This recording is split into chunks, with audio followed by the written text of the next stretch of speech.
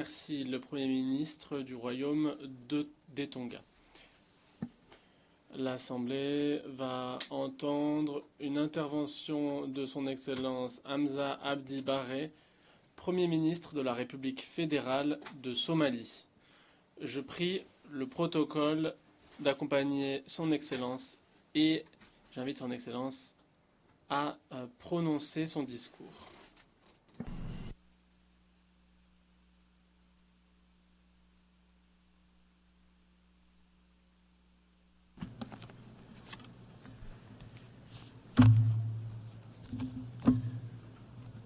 Bismillah ar-Rahman ar-Rahim. Your Excellency, Excellence Philemon Yang, Monsieur le Président de la 79e session de l'Assemblée générale, Excellences, Mesdames et Messieurs les chefs d'État et de gouvernement, Mesdames et Messieurs les représentants, Mesdames et Messieurs,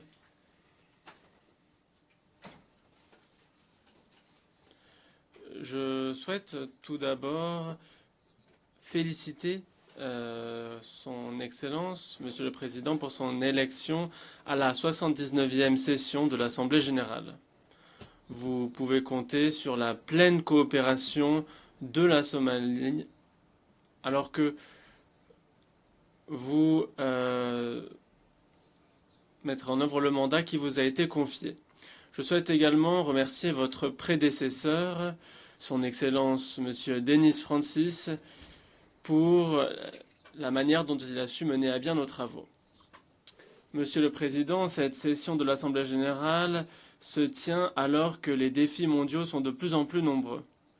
Les conflits transnationaux et les crises humanitaires s'intensifient, le changement climatique pose une menace existentielle et les inégalités économiques se creusent.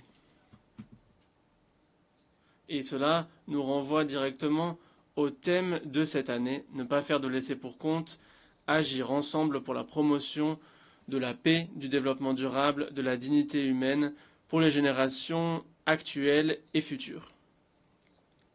Dans cet esprit d'unité et de responsabilité partagée, nous devons affronter les conflits persistants et s'intensifiant qui continuent à causer des souffrances humaines immenses et déstabilisent des régions tout entières.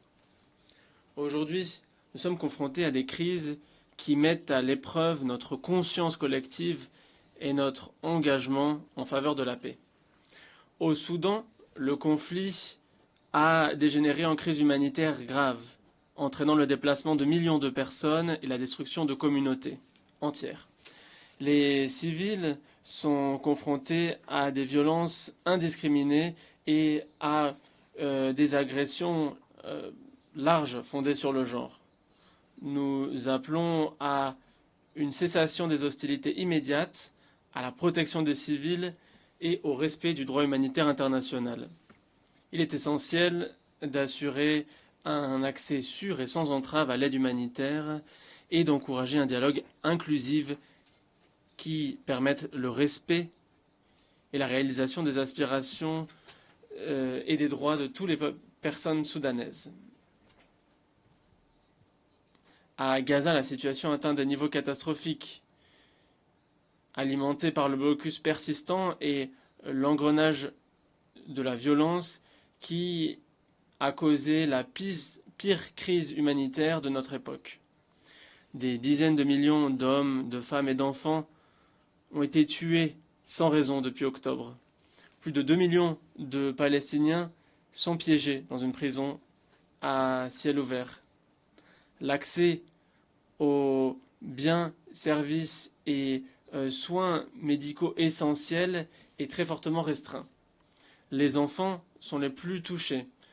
Ils connaissent un traumatisme inconcevable, la malnutrition, et n'ont pas accès à l'éducation et à la santé.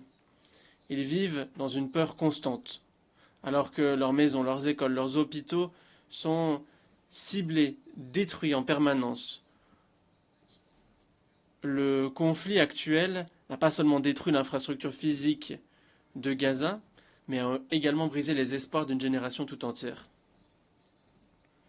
Le monde ne peut pas continuer à fermer les yeux face à cette injustice grave et face aux violations continues du droit international de la part du gouvernement israélien. Nous appelons la communauté internationale à adopter des mesures décisives et immédiates pour permettre un cessez-le-feu inconditionnel, lever ce blocus inhumain et pour la reprise d'un processus politique sur la base d'une paix juste et durable, sur la base d'une solution à 2 États, ce qui permettra de restaurer les droits, la dignité et l'avenir du peuple palestinien. En Ukraine, la guerre entame sa 3e année. Elle entraîne un bilan très lourd pour les civils. Elle a entraîné la destruction de maisons, d'infrastructures civiles. Des millions de personnes se retrouvent sans accès à des services essentiels. Le traumatisme, le déplacement touchera des générations entières. Nous appelons à une cessation immédiate des hostilités, à un cessez-le-feu et au respect du droit humanitaire et du droit humain et des droits humains internationaux. Il convient d'éviter les attaques sur les infrastructures civiles essentielles et sur les installations nucléaires. Il convient d'ouvrir des canaux de dialogue et de parvenir à une solution politique durable. La communauté internationale doit agir rapidement pour éviter une escalade encore plus avancée et appuyer la paix. Monsieur le Président, les crises internationales attirent et exigent notre attention, mais il ne faut pas oublier les menaces régionales qui menacent la souveraineté nationale et la stabilité régionale. La Somalie est confrontée à une menace grave en raison des actions récentes de l'Éthiopie qui constituent une violation flagrante de notre intégrité territoriale. L'Éthiopie a tenté d'annexer des parties de la Somalie sous prétexte d'avoir accès à la mer, ce qui est illégal et inutile. Les ports somaliens ont toujours été accessibles pour les activités commerciales légitimes de l'Éthiopie, ce qui témoigne de notre engagement au commerce et à la coopération régionale. Toutefois, les manœuvres agressives de l'Éthiopie, y compris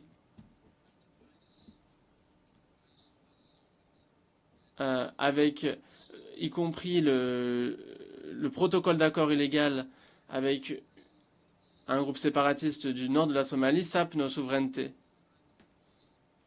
Alors que la Somalie œuvre pour la paix et pour la cohésion. Cela sème la division et cela galvanise les mouvements terroristes qui utilisent les provocations de l'Éthiopie pour radicaliser des individus vulnérables. Ce comportement déstabilisateur représente un risque pour la sécurité et la stabilité de l'ensemble de la Corne de l'Afrique. La Somalie affirme son droit souverain à défendre son intégrité territoriale et appelle l'Éthiopie à cesser ses provocations et à respecter le droit international. Nous appelons la communauté internationale à se tenir aux côtés de la Somalie dans sa condamnation de ces violations et à l'aider à défendre les principes de la souveraineté nationale et l'intégrité territoriale qui sont la pierre angulaire de la paix et de la sécurité internationale. La stabilité régionale dépend du respect par tous de ces principes. Et l'Éthiopie doit être tenue responsable des actions qu'elle a commises et qui menacent de déstabiliser la Corne de l'Afrique. Monsieur le Président, les conflits font certes la une des journaux, mais nous ne devons pas oublier d'autres défis mondiaux qui nécessitent que nous agissions de toute urgence, de concert. Notre expérience rappelle l'importance d'un financement durable pour le maintien de la paix. Ces 15 dernières années, nous avons accueilli des missions de l'Union africaine, telles que AMISOM ou l'ATMIS, qui ont été essentielles pour lutter contre Al-Shabaab et appuyer la consolidation de l'État. Une nouvelle mission va prendre la suite et elle se concentre sur la lutte contre le terrorisme et le renforcement des capacités. Il nous faut pour cela des financements durables. Le maintien de la paix permet de créer la stabilité, pas simplement de maintenir la paix. Nous appelons la communauté internationale à appuyer des solutions de financement innovantes pour que ces missions puissent pleinement s'acquitter de leur mandat. Monsieur le Président, le changement climatique est une crise mondiale qui nous concerne toutes et tous et toutes les communautés. Mais ce changement se ressent tout particulièrement dans les nations vulnérables, telles que la Somalie. Nous connaissons des sécheresses répétées, des inondations dévastatrices et une augmentation des températures qui divisent nos communautés et menacent notre survie même. La COP28 a été marquée par des mesures de véritables jalons avec la création du fonds pertes et préjudices et des engagements à élargir l'accès aux renouvelables. Il demeure toutefois un défi, l'accès à ces financements. Pour de nombreux pays en développement, la réalité, c'est que la bureaucratie est complexe, les critères sont rigides et les ressources nécessaires ne sont pas suffisantes, ce qui empêche ces pays d'avoir accès à une aide tant nécessaire. Il ne suffit pas de faire des promesses, mais ces promesses doivent permettre de venir en aide aux personnes qui en ont le plus besoin. La communauté internationale doit simplifier l'accès à ces fonds essentiels pour que des pays tels que la Somalie puissent consolider leur résilience, protéger leur population et sécuriser un avenir où chacun puisse prospérer. Monsieur le Président, réformer le Conseil de sécurité des Nations Unies est essentiel pour veiller à ce qu'il corresponde à la réalité géopolitique d'aujourd'hui. La structure actuelle ne représente plus, comme il se doit, les voix et les préoccupations des nations du monde, en particulier s'agissant de l'Afrique, de l'Asie et de l'Amérique latine. Nous appuyons le consensus des Zulwini, qui appelle à un conseil plus représentatif et inclusif. Cette réforme est nécessaire afin d'améliorer la crédibilité des Nations Unies et son efficacité pour relever l'ensemble des défis mondiaux, de la paix à la sécurité, au développement et aux droits humains.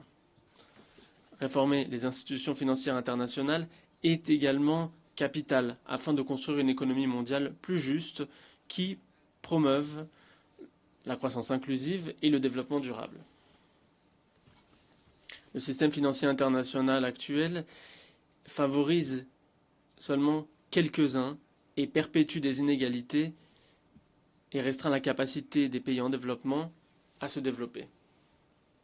Nous appelons à des réformes qui rendront ces institutions plus redevables, transparentes et plus à même de répondre aux besoins des plus pauvres et des plus vulnérables. Monsieur le Président,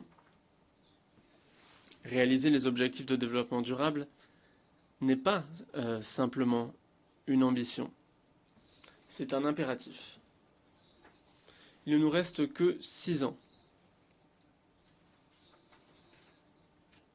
Le monde est bien loin d'honorer sa promesse collective de mettre fin à la pauvreté, de protéger notre planète et de garantir la paix et la prospérité pour toutes et tous d'ici à 2030.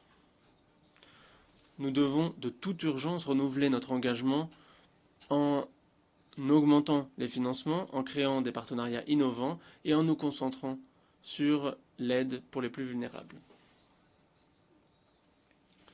La Somalie va occuper un siège au sein du Conseil de sécurité et nous sommes prêts à coopérer avec toutes les nations pour relever ces défis, encourager la coopération et le multilatéralisme et construire un monde où personne n'est laissé pour compte.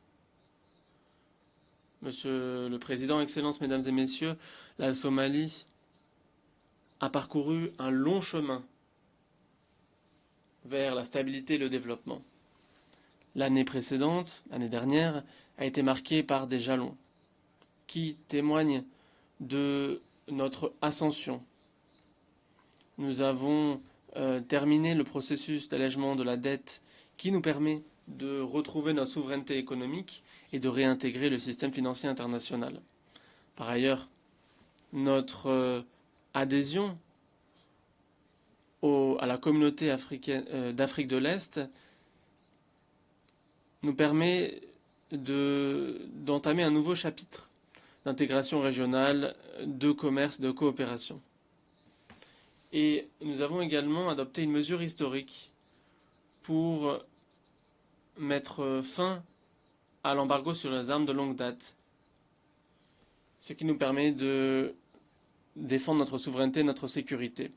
La sécurité est essentielle pour le développement et nous avons donné la priorité à la lutte contre le terrorisme avec succès. Ces 2 dernières années, nos forces de sécurité nationale, aux côtés des efforts, en plus des efforts courageux de notre peuple, ont pu récupérer 2/3 du territoire somalien qui était sous contrôle du groupe terroriste d'Al-Shabaab, ce qui a diminué leur capacité opérationnelle.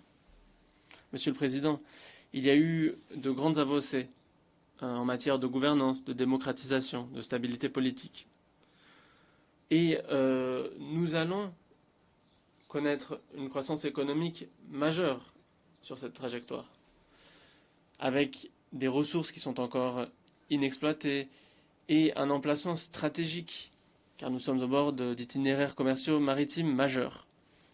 Nos terres arables représentent un potentiel pour la production agricole et notre secteur de l'élevage animal est parmi les premiers dans le monde. Nous avons également l'un des plus grands potentiels de renouvelables, notamment pour l'éolien terrestre. Et notre littoral long représente de grandes opportunités pour la pêche durable et pour d'autres secteurs de l'économie bleue. Pour pleinement utiliser toutes ces ressources, nous élaborons un plan de transformation nationale qui définit notre perspective pour exploiter ces ressources, pour arriver à la stabilité, l'autosuffisance et la prospérité. Et nous saluons les investissements internationaux et la coopération qui nous permettent de réaliser ce potentiel, d'intégrer l'économie mondiale et de contribuer à la paix régionale et à la stabilité régionale grâce à des partenariats forts. Monsieur le Président, la Somalie ne souhaite pas être définie par son passé et ses difficultés, mais par les possibilités de son avenir. Nous devons ériger un avenir où chaque nation, chaque communauté, chaque personne puisse prospérer dans la dignité et la paix. Je vous remercie de votre attention.